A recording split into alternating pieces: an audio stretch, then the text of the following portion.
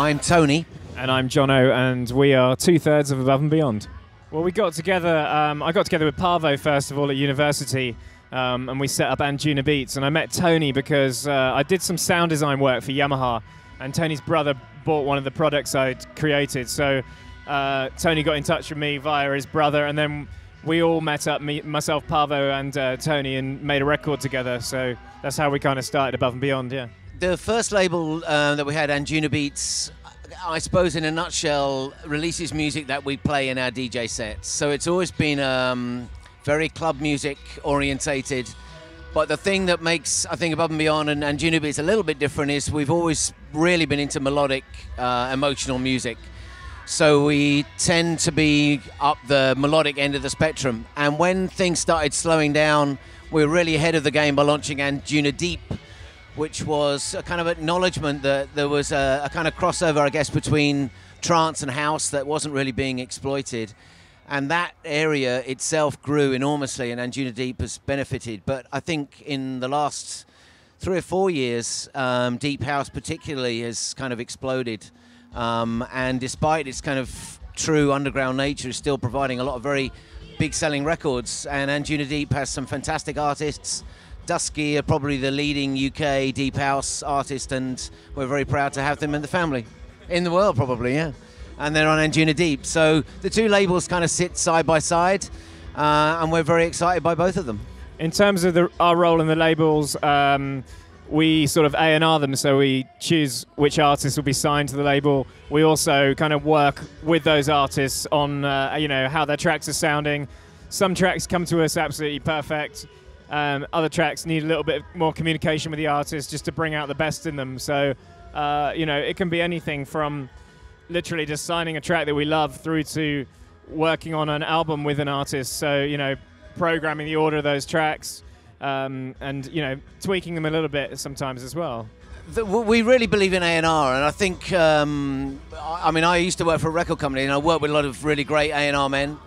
And kind of saw what they did, and I think the idea that records arrive fully formed is a nice one, and it would be great if they did, but our experience has been that whether it's in terms of the structure of the song or the arrangement, it's been really helpful for us to pass on some of the knowledge that we've had over the years and help people make their music better. I think we try and sign artists rather than records, and trying to help an artist put a record out that's as good or better than the last one they did takes a lot of time and effort, I think. Yeah, and Sorry, that wasn't really answering your question, but no was the answer, really. I think people work in teams because they're better in teams than as individuals, and I think, that most of the best records, if you look at the Beatles, they had a producer, as does any artist, and I think, the same is sort of true of A&R. Normally, there's a lot of people involved in a record that's really successful, and it could be doing something really small, making a small suggestion, and that thing could make the difference between it being an average record or a big one. And it's nothing particularly magical, but I just think, it's important to sort of get involved and feel a part of the records when you're running a label, yeah. I mean, the music comes together in all various different ways. You kind of think of a permutation, and that's how it started. Jono and Parvo tend to concentrate more on the music, and I tend to concentrate more on words and lyrics, because I think that's the stuff that we're better at, and that's not exclusive. I mean, we do overlap, but I think the way that we write, we try and get the song working first. We try and get a song that makes sense on its own, and then produce it. Although sometimes it doesn't work. You end up with a song that you can't really work into a dance music form. So that provides its own challenges. But I think in terms of the way that it happens, and going back to the earlier question about mentoring, I think the three of us have quite complementary skills and experience, and we've taught each other a lot over the years. I mean, I know I've learned an awful lot about production and music and structure from Jono and Parvo, and they've probably been my biggest influence in the last 15 years. In terms of our setup, I mean, at the center of our setup is Logic. We've got some hardware synths. We don't turn them on as much as we should do, but often we will sample off little ideas from, say, we got like a Moog Voyager that we sometimes sample a bass sound off, because I feel like sometimes when you've made a record, just adding that one analog sound underpinning the track, say a bass sound or something, can really bring the track alive. It's a weird thing. It sounds a bit superstitious and a bit pretentious, but it's actually true. I think sometimes something from the real world, you know, a vocal, even is an obvious one, but having everything kind of rendered, if you like, from soft synths, that's its own sort of thing. And I think, you know, bringing something in from the outside world, a sample or anything like that, can bring a track up to the next level that you need to get it to. We have, you know, quite a few nice preamps and things, like some Neve style preamps that we record all our vocals through. We use a lot of UAD plugins as well. Some of the Wave stuff is very good. Trying to think of anything else. The Sound Toys plugins we're a really big fan of. The Echo Boy, Decapitator, very, very good plugins. Invisible Limiter is essential on the master. So yeah, you're smiling, you know that one. Okay, but yeah, I think, you know, one of the most important things is a really good room to work in. This year we just moved into a new studio, and the acoustics are really good in there.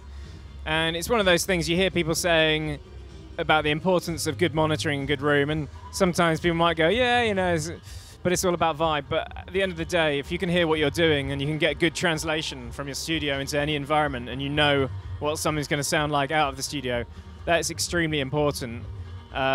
So, you know, the current setup we've got, we can kind of hear what we're doing a bit better, and there's less surprises, because when you play at a festival stage and you go, oh, there's a bit too much sub on the kick, or there's not enough, or there are less of those surprises when you've got your room treated right and your monitoring set up all good. That's what I've noticed. Well, yeah, at the festivals, we tend to play a lot more bigger records rather than sort of playing a drawn-out club set. You often have a lot less. We've only got an hour and a quarter to play today. So we tend to edit down a lot of the tracks and create sort of special mashups that will work well at a festival for this environment. So that's what the preparation is. It's a lot of editing, a lot of working out, you know, what will introduce our music to a wider audience in this sort of setting without compromising what we're about.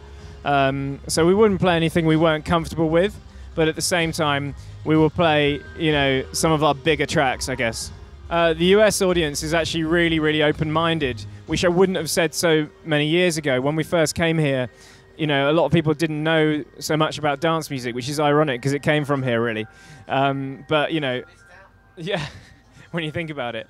But I think now, you know, the US is sort of at the forefront, and, you know, as much as any other country. So when we play in London, it's not particularly different in a club set, really. I mean, if we play a 3-hour set, we'd be playing very similar records. We don't really believe so much in tailoring what we do to each country, because then I think it's sort of like doing a job then. I think you should be an artist and kind of present what you do, and if they like it, they like it. If they don't, they don't. It sounds a bit arrogant, but what I mean by that is, you know, you've got to be true to yourself, because you've got to play the records that you believe in. And I don't know, I find it a bit cynical, the idea of turning up and playing what you believe that, you know, the records are big in that territory. Oh, in America, you know, this artist is big, therefore we should play those tracks. I think you've got to find something that works for you across the globe, I think. It's certainly in a kind of pop cycle at the moment, which we had in the UK around the turn of the century. I think dance music, kind of, particularly trance music, became very commercial then. I think the cycles of commercial music tend to be a little bit shorter than the cycles of underground music. So I'm guessing that, you know, the current kind of flavor of EDM will be something that will fade away. I think the important thing for us is to try and kind of sail through those peaks and troughs and try and stay true to what you are doing. You obviously need to acknowledge what's going on around you. We work in a field, dance music, where your music literally needs to fit into records that other people are making, otherwise you can't have a DJ set. So you can't just, you know, have your head in the sand and just keep doing the same thing. I think that's a kind of King Canute stupid situation. So we kind of acknowledge what's going on, but I think what we're trying to do all the time is remain true to what we're about. And I think what we're about is delivering emotional music, and the shell may change, but hopefully the heart stays the same. Yeah, and I think, you know, a lot of this EDM stuff, it's almost become a kind of genre, EDM. I sort of think of a particular sound, and it's sort of like it's kind of like circus music for me. It's, you know, there's nothing left in it. There's, you know, it's constant sirens and pitch rises, and it's just like, I don't know how people can stand up there and kind of enjoy that kind of music, really, because it's just, it is like a circus. I don't know. The next thing we're going to release is a new single called Blue Sky Action. The video just went live on YouTube yesterday. It seems to be going down quite well. And then we're going to be back in the studio trying to finish our new album, which we're probably... It's like anything, you know, the first 80% happens quite quickly and the last 20% takes forever. And we're in that stage right now. It's funny because I was thinking of it the opposite way round, because I feel like we've spent ages on the first 80% and now the last bit's coming together quite fast. But I don't know. I know what you mean, though. Hi, I'm Tony. And I'm Jono. We're Above and Beyond, and you're watching Grammy Pro.